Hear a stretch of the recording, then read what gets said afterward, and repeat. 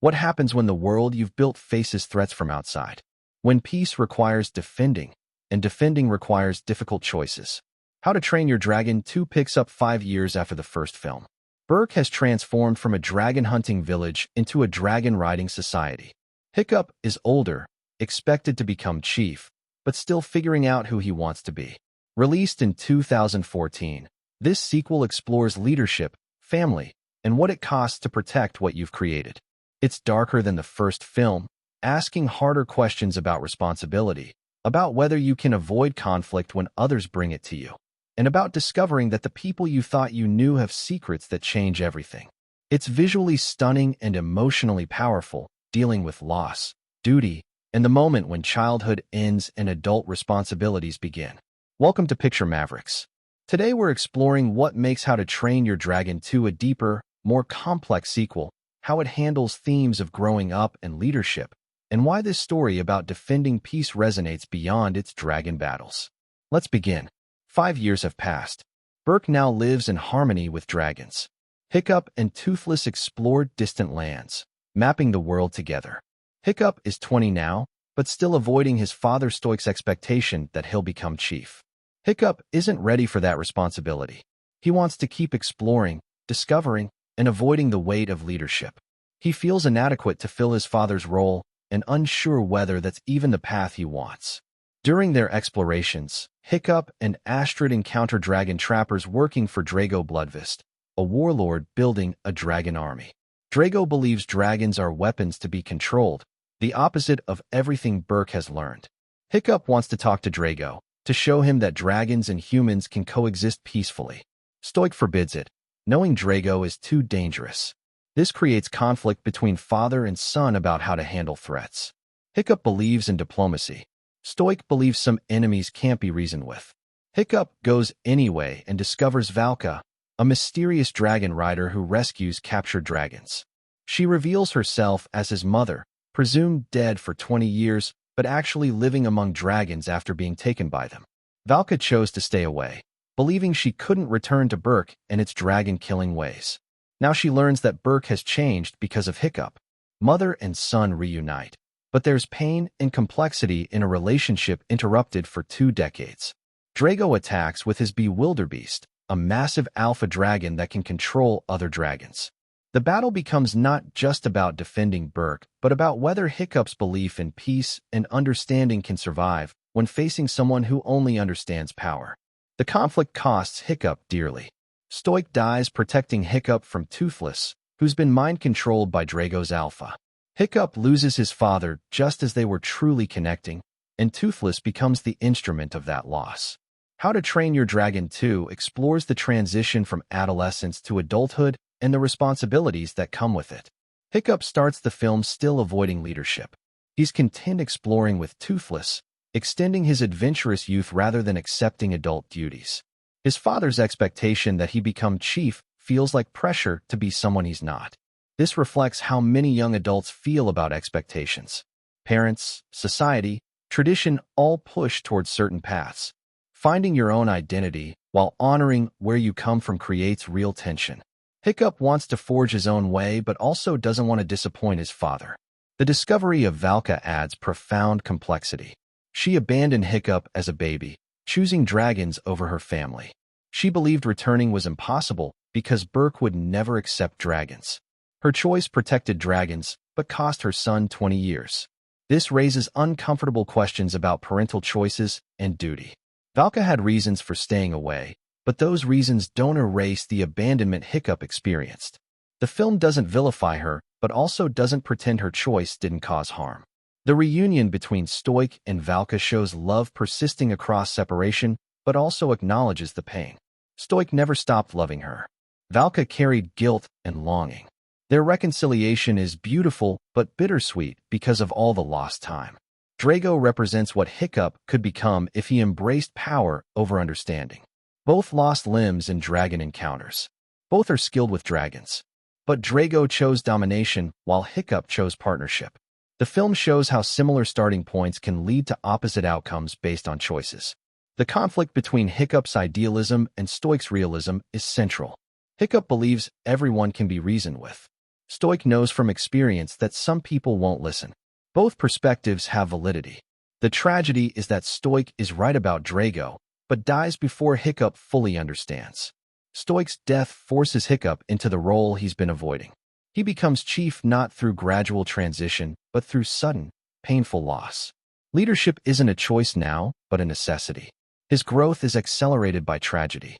The climax involves Hiccup rallying Burke's dragons to challenge Drago's alpha and free the mind-controlled dragons. Toothless, under the alpha's control, nearly kills Hiccup. But their bond proves stronger than the control. Hiccup reaches Toothless through their connection, reminding him of their friendship and trust. The relationship they built over years can't be erased by temporary domination. This shows that genuine relationships withstand external pressure. The mind control represents outside forces trying to break bonds, but real connection persists. Hiccup's faith in Toothless, even after Stoic's death, demonstrates forgiveness and understanding that the act wasn't truly Toothless' choice. Toothless challenges the Alpha and becomes the new Alpha himself, freeing all the dragons from Drago's control. The bond between Hiccup and Toothless, built on mutual respect and friendship, proves stronger than the fear-based control Drago used. The film argues that leadership based on partnership and trust is more sustainable than leadership based on domination. Drago forced obedience. Toothless earns loyalty. This distinction matters for how Hiccup will lead Burke. Hiccup's acceptance of the chief role comes from necessity, but also from understanding what his father was trying to teach him. Leadership isn't about being the strongest or most confident. It's about protecting what you love and the people who depend on you. The ending shows Hiccup as chief, honoring his father while being himself. He doesn't become stoic, but finds his own style of leadership. The film suggests you can respect tradition while adapting it to your own values and the changing world. Valka rejoins Burke, finally coming home after 20 years. The family is reunited but incomplete without Stoic. The bittersweet resolution acknowledges that some losses can't be undone even when other things are gained. The animation shows significant advancement from the first film, creating stunning visuals and more complex action sequences. The flight sequences are breathtaking, using camera angles and movements that convey speed and freedom. The relationship between rider and dragon is physical and kinetic, showing the trust required to fly together. The character designs show aging appropriately. Hiccup looks older, more capable, but still retains the awkwardness that defines him. The supporting cast has matured as well, showing time has passed for everyone. The dragon designs, particularly the massive Bewilderbeast, are impressive and detailed. Each dragon species has distinct personalities and abilities. The variety makes the dragon battles visually interesting and strategically complex. The 102-minute runtime allows the story room to develop its themes without rushing. The pacing balances action with emotional moments, giving weight to both the spectacle and the relationships. The voice performances convey the emotional depth required. Hiccup sounds older but uncertain about leadership. Stoic's voice carries warmth and authority. Valka's performance balances strength with the pain of long separation. The cast sells the emotional beats. The score by John Powell builds on the first film's themes while introducing new musical ideas. The music swells during flight sequences and pulls back during intimate character moments, supporting the emotional journey. The action sequences are thrilling and well choreographed. The dragon battles feel dangerous and consequential. The climactic confrontation between alphas provides spectacle while serving the story's themes about different leadership styles. Stoic's death is handled with appropriate gravity. The film doesn't shy away from the loss or rush past the grief. The funeral sequence gives the moment weight and allows characters and audience to process the tragedy. How to Train Your Dragon 2 offers a sequel that deepens the first film's themes while exploring new territory about growing up, leadership, and loss. Hiccup's journey from avoiding responsibility to accepting it shows that maturity often comes through challenge and loss rather than gradual comfort. His growth is forced by tragedy, which feels honest rather than convenient. The film's handling of Stoic's death is brave for a family film. Main characters rarely die in animated movies, especially parent figures. The choice to kill Stoic raises stakes and creates real consequences, showing that protecting what you love sometimes costs everything. For young viewers, The film provides exciting action, beautiful animation, and characters they've grown to love. The humor balances the darker themes, making the film accessible while not avoiding emotional complexity. For older viewers, particularly young adults, Hiccup's struggle with expectations and identity resonates deeply. The pressure to follow predetermined paths versus forging your own way is a universal experience. The film validates both honoring tradition and adapting it. Parents watching might connect with both Stoic and Valka's perspectives. Stoic's desire to prepare his son for leadership while also protecting him. Valka's impossible choice between different loves. The film shows parenting's complexity without simple answers. The 102-minute runtime provides substance appropriate for the themes being explored. The film earns its emotional moments through careful character development and doesn't rush through important beats. What makes How to Train Your Dragon 2 special is its willingness to go darker and more complex than the first film. Sequels often play safe, but this film takes risks with tone, with character deaths, with moral complexity about when diplomacy works and when it doesn't. The relationship between Hiccup and Toothless remains the emotional core. Their bond withstands mind control, guilt, and trauma. The trust they've built over years proves unbreakable.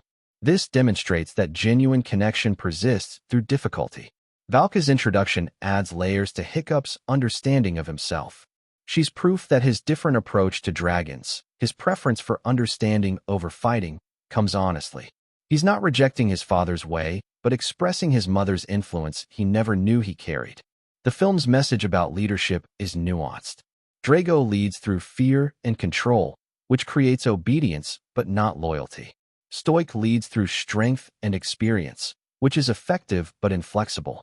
Hiccup learns to lead through inspiration and trust, which requires vulnerability but builds stronger bonds. The distinction between domination and partnership applies beyond dragon training to all relationships and systems.